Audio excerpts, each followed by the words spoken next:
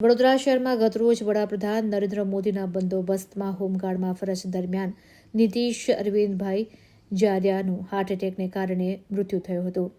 ત્યારે હોમગાર્ડ જવાનના પરિવારને 24 કલાકમાં ₹4,05,000ના ચેકની સહાય અવસાન પામેલા હોમગાર્ડના જવાનના પરિવારને આર્થિક સહાય કરવામાં આવી છે. આ ઘટનાથી શોકમાં ગરકાવ થયેલા પરિવારજનોને સાંત્વના આપવા ગાંધીનગરથી અધિકારીઓ વડોદરા દોડી આવ્યા હતા. સરકારે સંવેદનશીલતા દાખવી ત્વરિત કાર્યવાહી હાથ ધરી હતી અને સવારે જ ગાંધીનગરથી આવેલા અધિકારીઓએ મૃતક જવાનના પરિવારની મુલાકાત લીધી. જિલ્લા હોમગાર્ડ્સ કચેરી વડોદરા શહેરમાં સ્વર્ગસ્થ નીતિશકુમાર અરવિંદભાઈ જારિયાનું અવસાન થતાં હોમગાર્ડ્સ કલ્યાણ નિધિમાંથી તેમને સરકાર દ્વારા મળવાપાત્ર ₹4,05,000નો ચેક અર્પણ કરવામાં આવ્યો છે. સરકારી અધિકારીઓ દ્વારા સાંત્વના અને ખાતરી પણ આપવામાં આવી હતી. ગાંધીનગરથી આવેલા Gandhinagar SSO Manish Trivedi, officer commanding homeguards unit zone B Vadodara Gaurang Joshi, ભાજપના શહેર ભાજપ કારોબારી સભ્ય પૂર્વ કાઉન્સિલર રાજેશ આયરે સહિતના અધિકારીઓએ પરિવારજનો સાથે વાત કરી તેમને સાંત્વના પાઠવી હતી. તેમણે પરિવારને ખાતરી આપી કે ભવિષ્યમાં જ્યારે પણ જરૂર પડશે ત્યારે સરકાર તેમની પડખે ઊભી રહેશે. સ્વર્ગસ્થ નીતિશ જારિયાના પરિવારજનોએ ગાંધીનગરથી આવેલા અધિકારીઓ અને રાજેશ આયરેનો આભાર વ્યક્ત કર્યો હતો. ગાંધીનગરથી આવેલા અધિકારી મનીષ ત્રિવેદી અને જિલ્લા કમાન્ડન્ટ ગૌરાંગ જોશીએ પણ આ દુઃખદ ઘટના પર શોક વ્યક્ત કર્યો હતો અને પરિવારને શક્ય તમામ મદદની ખાતરી આપી હતી. રાજેશ આયરે પણ આ મુશ્કેલ સમયમાં પરિવારની પડખે રહેવાની પ્રતિબદ્ધતા વ્યક્ત કરી હતી. જે અમારા ઘરે દુઃખદ ઘટના થઈ છે તેમાં સરકાર દ્વારા અમને સહાય આપવામાં આવી છે. રાજેશભાઈ આયરે, હોમગાર્ડવાળા ભાઈઓ બધાએ થઈને સહકાર આપ્યો છે ને એમના બાળકને પણ હોમગાર્ડમાં ફરી મોટો થાય તો જોબમાં લેવાની પણ વાત કરી છે અમને. તો સરકારનો આભાર, ખૂબ ખૂબ આભાર. જી, તમારું નામ શું છે? જે મારું નામ પારુલ જારિયા. અચ્છા, તમે શું થાવ? મેં નીતિશના ભાભી થાઉં. જે એક્સપાયર થઈ ગયા છે એ મારા દિયર થાય. આજ રોજ વડોદરા સિટીનો હોમગાર્ડ જવાન કે જેનું નામ નીતિશકુમાર અરવિંદભાઈ જારિયા એ ગત રોજ પીએમ સાહેબના બંદોબસ્તમાં હતો અને અચાનક ગભરામણ થવાથી તેને 108 દ્વારા એસએસજી હોસ્પિટલમાં લઈ જવામાં આવ્યો હતો. ત્યાં ડૉક્ટરે તેને મૃત જાહેર કર્યો હતો. આ અંગે અમે વડી કચેરીમાં સહાય મેળવવા માટે અરજી કરી હતી.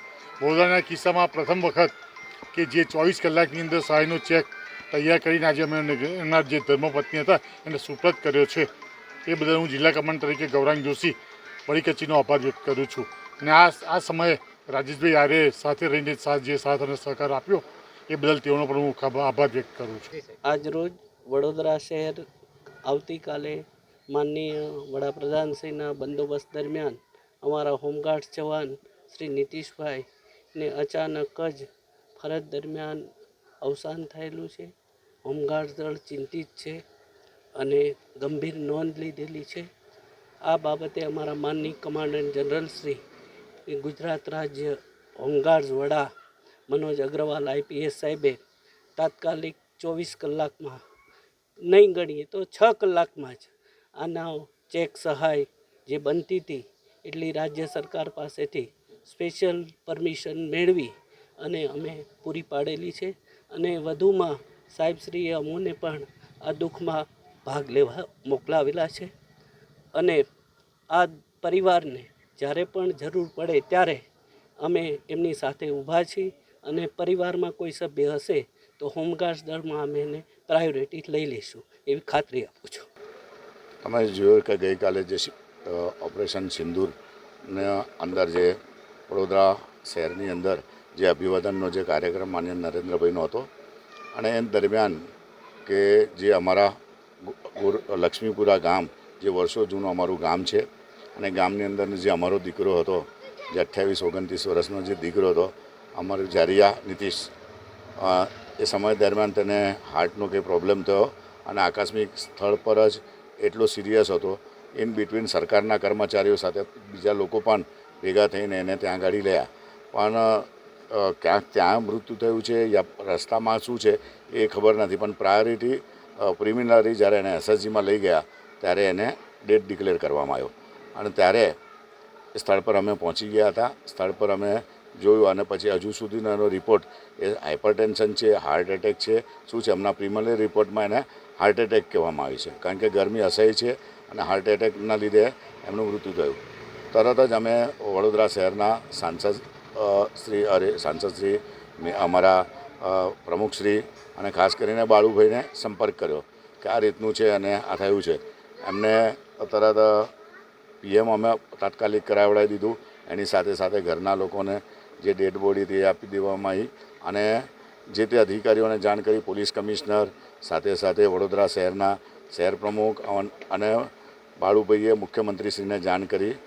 ઇન બિટવીન આજે હોમગાર્ડના અમારા જોશી સાહેબને પણ કહીએ કે આમ મરણોત્તર હોમગાર્ડ હોય એ સ્વાયત્ત સંસ્થા હોય છે, માનદ વેતન પર ચાલતી હોય છે અને એના 5,000 રૂપિયા જ મરણોત્તરના આપવામાં છે. વડોદરામાં પહેલીવાર એવું છે કે આવા કોઈ કેસીસની અંદર 4,05,000 આપવામાં આવે છે. તો પણ જ્યારે માણસનું જે ઘરની અંદર કમાવું દીકરો હોય અને એની આખી જિંદગી આવા 4 લાખ રૂપિયાથી થતું ન હોય, પણ આ માનદ વેતન સંસ્થા છે, આમાં બીજું કંઈ હોય નહીં. અમે એમના ઘરવાળાને ઘરેથી બી કીધું છે, સરકારને બી અપીલ કરી છે કે એમના ઘરેથી કોઈને નોકરી પણ મળે, સાથે સાથે કાયદાકીય રીતના એમના જે પણ એમને લાભ મળતા હોય એ થાય. અને એના કરતાં પણ વધીને વડોદરા શહેરના અમારા રાવપુરાના વિધાનસભાના બાળુભાઈએ મુખ્યમંત્રીને પણ રજૂઆત કરી છે. હજુ પણ એના ઘરના લોકોને બીજી પણ કંઈ વધારે સહાય મળે તેના માટે અમે કહેવડાવ્યું છે.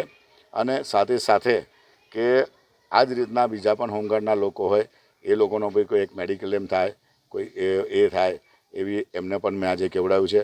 આજે એમનો પણ એ માનું છું, કારણ કે દીકરો ગયો છે. કાચે લાખ આપો, 5 લાખ આપો, 5 કરોડ આપો, આના કરતાં વધારે કંઈ હોઈ નહીં શકે.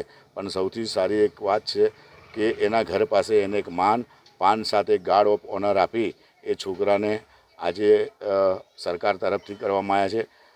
દુઃખ તો છે જ, પણ દુઃખની સાથે સાથે એને હજુ પણ વધારે કરતાં સરકાર તરફથી સહાય મળે. અને સમગ્ર ભારતીય જનતા પાર્ટીના લોકો હશે, સમગ્ર લોકો એની ચિંતા કરી રહ્યા છે. સાથે સાથે સરકાર પણ ચિંતા કરી રહ્યા છે. અને એમને જ્યાં પણ જરૂર પડશે, હું આ ગામે મને વર્ષોથી સાથે રાખેલો છે, એટલે સમય દરમિયાનથી હમણાં સુધી કર્યું છે. અને આગળ પણ જે પણ એમને મદદ થતી હશે, અમારા ભરપૂર પ્રયત્ન હશે. જય સાંઈનાથ.